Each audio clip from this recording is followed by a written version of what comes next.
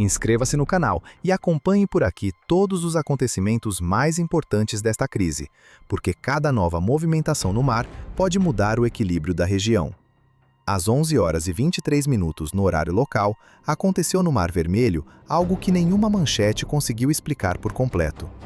Um terceiro superporta-aviões dos Estados Unidos entrou em posição. Ele não chegou para substituir outro navio, nem para fazer uma rotação normal de força. Ele chegou para somar. E pela primeira vez em mais de 2 décadas, 3 grupos de ataque de porta-aviões americanos passaram a operar no mesmo teatro de operações. Não como simples demonstração de presença, mas como pressão militar direta. Só que o ponto central dessa história não está nos 3 porta-aviões que aparecem no mapa. Está no quarto, aquele que ainda não aparece. Às 11 horas e 23 minutos, na parte norte do Mar Vermelho, a cerca de 180 milhas náuticas a noroeste de Bab al-Mandab, o USS George H.W. Bush concluiu sua travessia a partir da estação naval de Norfolk, contornando o Cabo da Boa Esperança até entrar no teatro de operações, e assumiu posição ao lado do USS Gerald R. Ford. No Mar Arábico, aproximadamente 280 milhas náuticas a sudeste do Estreito de Hormuz, o USS Abraham Lincoln manteve sua posição.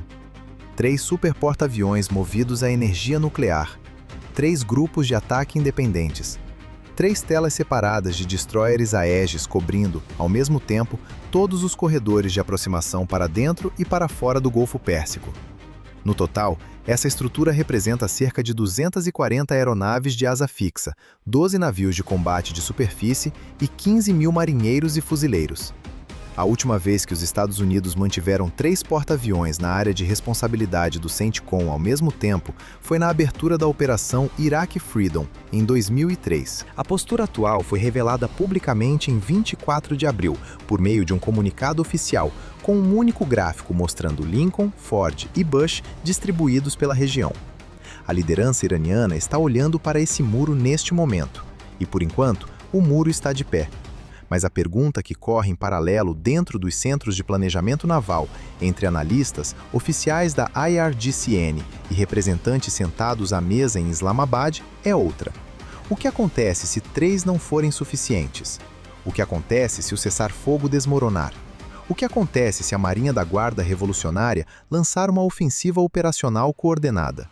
Enxames de embarcações rápidas saindo de Bandar Abbas, operações de lançamento de minas escondidas sob cobertura comercial, saturação simultânea de drones Shahed tentando forçar o horizonte dos radares Aegis, mísseis antinavio NUR atacando destroyers de escolta no limite máximo de alcance, tudo ao mesmo tempo, antes que a via diplomática produza qualquer acordo capaz de prender os 2 lados. Quando Washington concluir que esse triângulo precisa de um 4º ponto, a resposta já estará sentada em Norfolk, no estado da Virgínia. Porque 3 porta-aviões não são o estado final da operação. São apenas a camada visível. A verdadeira questão, aquela que planejadores em Washington e em Teherã estão calculando ao mesmo tempo, é o que acontece quando 3 deixam de bastar. A Marinha dos Estados Unidos não constrói cenários de pressão com porta-aviões pensando apenas no presente. Ela constrói escadas de escalada, e o próximo degrau dessa escada já existe. O USS Dwight D. Eisenhower, CVN-69, um porta-aviões nuclear da classe Nimitz, está atualmente em seu ciclo de manutenção e preparação após o desdobramento, depois de uma das missões mais longas e exigentes da história recente da Marinha Americana. Entre 2023 e 2024, o Eisenhower passou cerca de 9 meses no Mar Vermelho e no Mar Arábico, conduzindo operações de combate contra enxames de drones UTIs e mísseis antinavio, no mesmo tipo de ambiente marítimo estreito e ameaçador que hoje define a campanha no Estreito de Hormuz. A tripulação dele já travou esta guerra, conhece essa geografia, sabe como os aliados iranianos operam, sabe como os drones entram baixos e lentos, muitas vezes abaixo da cobertura ideal dos radares. Sabe como as lanchas rápidas usam o tráfego comercial como sombra de radar. Sabe como mísseis lançados da costa tentam suprimir a cobertura aérea antes que a ameaça de superfície se aproxime. O que torna o Eisenhower diferente não é apenas o navio, é a tripulação. Esse tipo de experiência não se distribui de forma igual por toda a frota, e neste momento ela está em Norfolk. O Eisenhower é o quarto porta-aviões que Washington mantém em reserva. E o que ele representa, caso seja adicionado ao triângulo Lincoln, Ford e Bush, é justamente aquilo que o gráfico dos 3 porta-aviões não mostra. Para entender o peso desse quarto navio, primeiro é preciso entender o que a estrutura atual realmente produz e onde estão seus limites. A posição do Lincoln no Mar Arábico cobre a aproximação oriental do Estreito de Hormuz. Sua ala aérea, composta por caças furtivos de quinta geração F-35C Lightning II, além de F-A-18 e F Super Hornet, e aeronaves de guerra eletrônica e A-18G Growler, sustenta o corredor principal de imposição do bloqueio naval. Operando com baixa assinatura de radar, os F-35C podem alcançar alvos ao longo da costa iraniana e sobre Bandar Abbas sem emitir sinais eletrônicos que avisariam as defesas aéreas costeiras antes do lançamento das armas. Contra embarcações rápidas de ataque e baterias costeiras de mísseis ainda ativas, a ala aérea do Lincoln é a primeira resposta e também a mais persistente. A posição do Ford no Mar Vermelho, ao lado do Bush, cobre Bab al-Mandab, o corredor de 16 milhas náuticas entre o Iêmen e o Djibouti, por onde qualquer embarcação tentando contornar Hormuz e seguir pela rota do Canal de Suez precisa passar.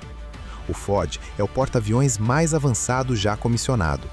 Seu sistema eletromagnético de lançamento de aeronaves substitui as catapultas a vapor que sustentaram a aviação embarcada por 6 décadas, aumentando a geração de surtidas e reduzindo ciclos de manutenção mecânica.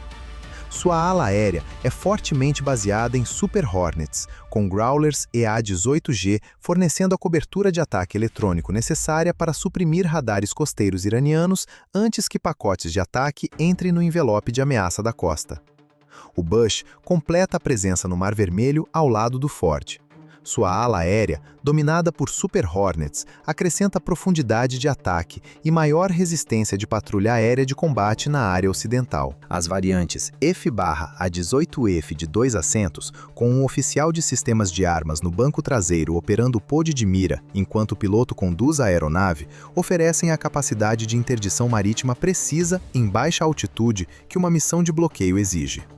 3 porta-aviões, 3 setores de cobertura, nenhum vazio evidente no triângulo geométrico que cerca todas as rotas viáveis de saída para as exportações de petróleo iranianas. Mas são as escoltas que mantêm o perímetro defensivo de cada grupo de ataque e transformam essa arquitetura em algo operacionalmente coerente, não apenas impressionante no mapa. Cada porta-aviões opera com destroyers lançadores de mísseis guiados da classe Arleigh Burke, mantendo uma tela externa que se estende por cerca de 50 milhas náuticas em torno da posição do navio principal. O radar Spy-1D, de varredura faseada de cada destroyer, cobre 360 graus de forma contínua e é integrado à rede naval integrada de controle de fogo, criando uma imagem operacional compartilhada. Isso permite que um contato detectado por uma plataforma gere uma solução de disparo em outra. O interceptador SM-6, com alcance máximo de engajamento acima de 130 milhas náuticas, pode neutralizar um míssil de cruzeiro antinavio antes que o próprio radar terminal desse míssil seja ativado. Ou seja, a ameaça é tratada antes mesmo de enxergar seu alvo.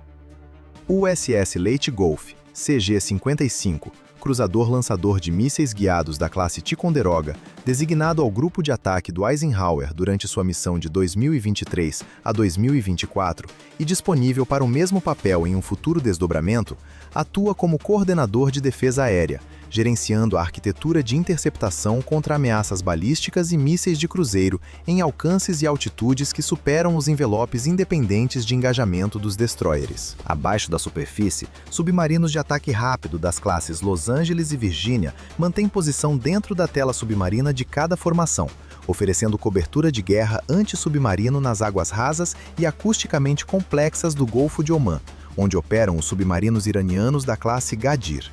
Agora, é preciso observar o que um quarto grupo de ataque de porta-aviões acrescentaria a essa estrutura. A resposta não é simplesmente mais aeronaves. É a eliminação de uma vulnerabilidade estrutural que o triângulo atual ainda contém. 3 grupos de ataque cobrindo 3 setores geográficos significam que cada grupo tem sua cobertura maximizada quando permanece em seu setor designado, mas vê essa cobertura reduzida quando precisa responder a uma ameaça em um setor vizinho. Se a IRGCN gerar um engajamento simultâneo em múltiplos setores, com lanchas rápidas no estreito, mísseis costeiros atacando a tela do Lincoln e uma operação de lançamento de minas explorando a lacuna criada pela resposta do grupo do Lincoln, a geometria atual de 3 porta-aviões será forçada a tomar decisões de prioridade. Algo receberá menos cobertura, enquanto outra ameaça receberá mais atenção. Um quarto porta-aviões no centro do Mar Arábico, posicionado para cobrir o espaço entre o setor oriental de Hormuz, controlado pelo Lincoln, e a cobertura do Mar Vermelho oferecida por Ford e Bush, eliminaria esse problema de priorização. Nenhum engajamento em um setor criaria automaticamente uma deficiência em outro. Cada vetor de ameaça seria coberto por um grupo de ataque que não precisaria abandonar sua função principal para lidar com uma crise lateral. A geometria deixaria de depender de compensações e passaria a se reforçar por si mesma. É isso que o envio do Eisenhower mudaria. Não a capacidade bruta, porque os 3 porta-aviões já representam mais poder aéreo do que muitos países possuem no total. O que mudaria seria a resistência da arquitetura. Seria a remoção do cenário em que uma ofensiva coordenada da IRGCN força uma lacuna de cobertura que o triângulo atual não consegue fechar sem redistribuir forças. A camada de ameaça assimétrica que ainda resta ao Irã é real, documentada e calibrada exatamente para esse tipo de vulnerabilidade. A frota de embarcações rápidas de ataque da IRGCN, incluindo unidades das classes Tondor e Peikap, capazes de atingir entre 40 e 60 nós, pré-posicionadas em instalações subterrâneas reforçadas ao redor de Bandar Abbas, da ilha de Qeshm e da ilha de Larak, foi concebida para ataques de enxame simultâneos por vários eixos. O objetivo não é derrotar um destroyer Aegis em combate simétrico, mas sobrecarregar sua sequência defensiva de engajamento, apresentando mais contatos inbound simultâneos do que um único sistema de controle de fogo consegue priorizar e neutralizar antes que pelo menos um deles entre em alcance de armas. Relatórios disponíveis e análises independentes indicam forte desgaste em ativos navais iranianos durante operações prolongadas, principalmente entre navios de superfície maiores e embarcações de apoio. Mesmo assim, o núcleo da capacidade assimétrica iraniana, a frota de lanchas rápidas de ataque, permanece operacional. A ameaça de minas também está documentada. Relatórios militares dos Estados Unidos confirmaram a detecção e neutralização de minas de influência de padrão iraniano na faixa de aproximação de Hormuz usada pelo transporte marítimo. O USS Pioneer e o USS Gladiator, navios de contramedidas de minas da classe Avenger, desdobrados avançadamente na Naval Support Activity Bahrein, conduzem operações contínuas de varredura no corredor de trânsito. Mas o lançamento de minas a partir de embarcações civis operando sob cobertura comercial é uma atividade que não pode ser eliminada apenas por ataques aéreos. A presença avançada de combatentes de superfície, capazes de interceptar navios lançadores de minas antes que alcancem a rota de trânsito, é a resposta operacional. E essa presença exige cobertura suficiente dos grupos de ataque para que a tela de interdição não abra falhas em outros pontos. Os mísseis de cruzeiro antinavio Noor e Qader, baseados em terra, com alcance de engajamento entre 120 e 170 km, continuam posicionados ao longo da costa norte de Hormuz, em configurações móveis, usando doutrina de disparar e mudar de posição. Munições vagantes da série Shahed podem ser lançadas de posições costeiras e oferecer saturação em baixa altitude, desafiando a detecção dos radares Aegis justamente nos alcances em que o tempo de reação defensiva é mais apertado. A missão do Eisenhower entre 2023 e 2024 ocorreu contra todas essas categorias de ameaça no ambiente operacional do Mar Vermelho. Sua tripulação não treinou contra enxames de drones Houthis apenas em simulação. Ela interceptou essas ameaças em operação real, desenvolvendo sequências específicas de engajamento, técnicas de discriminação por radar para contatos lentos e de baixa altitude em ambientes marítimos termicamente complexos, além de protocolos de coordenação entre combatentes de superfície e aeronaves de patrulha aérea de combate. Essa experiência permite que a formação responda a múltiplos vetores de ameaça ao mesmo tempo, sem criar lacunas defensivas. Esse conhecimento operacional é uma capacidade específica que nenhum outro porta-aviões da rotação atual traz para este teatro neste momento. Lincoln, Ford e Bush têm tripulações experientes, mas nenhum deles enfrentou essa combinação específica de ameaças, nessa geografia específica, tão recentemente quanto a tripulação do Eisenhower, e a decisão de usá-lo não seria gradual. As condições que poderiam transformar o Eisenhower de um navio em ciclo de manutenção em Norfolk para uma ordem de desdobramento não foram especificadas publicamente.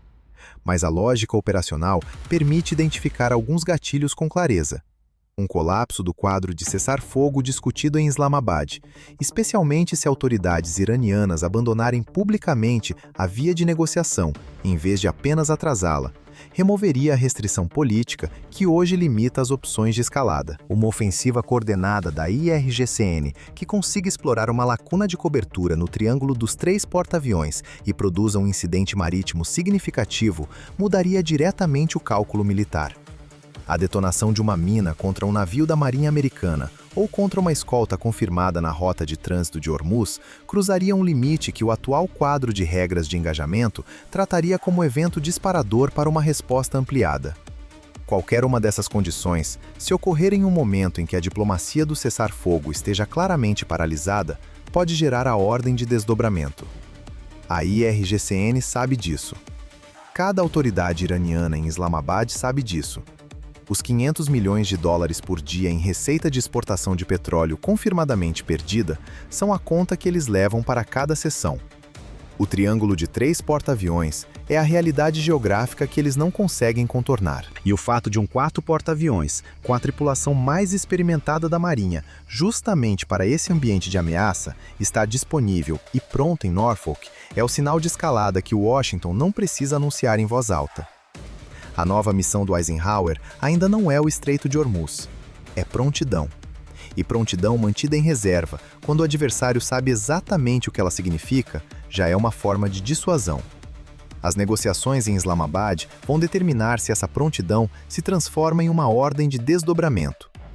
Mas se não produzirem nada, se o cessar-fogo ruir e a IRGCN decidir agir, o quarto ponto do triângulo já tem tripulação, já tem armamento e já conhece esta guerra.